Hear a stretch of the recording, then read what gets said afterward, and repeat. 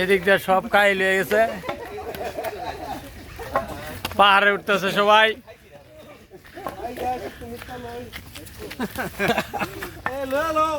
মুরব্বী পার্টি সব পিছনে। অনুভূতি বলেন।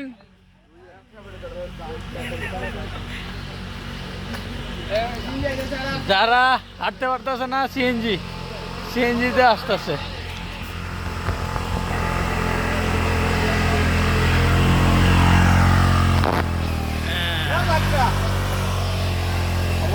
পাহাড়, ঝর্ণার পানি এদিকটা নামে।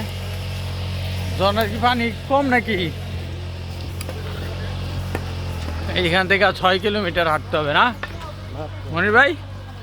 আপনার অনুভূতি বলেন।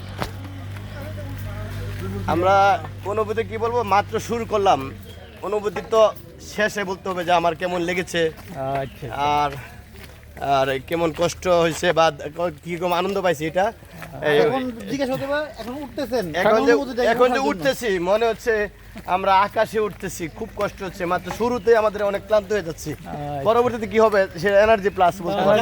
সারাদিন বই সকালে নাস্তা কিরম হয়েছে? সকালে নাস্তা ইনশাল্লাহ ভালো হয়েছে।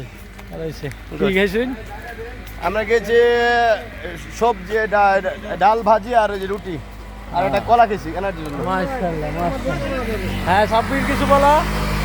আমরা মনির ভাইয়ের পিছনে যাচ্ছি, যে যে জায়গায় দর্শন করার এই জায়গায় দর্শন করতে হবে। মনির ভাই আদেশ। আমরা এখন প্রথমে যাচ্ছি দর্শনীয় স্থানগুলিতে। হ্যাঁ ঠিক, আপনি যেই সব জায়গা দর্শন করবেন আমরা সেই সব জায়গায় দর্শন করবো। সবাইকে একসাথে নিয়ে দর্শন করবো। আর সাব্বির তুমি এত খুশি কে?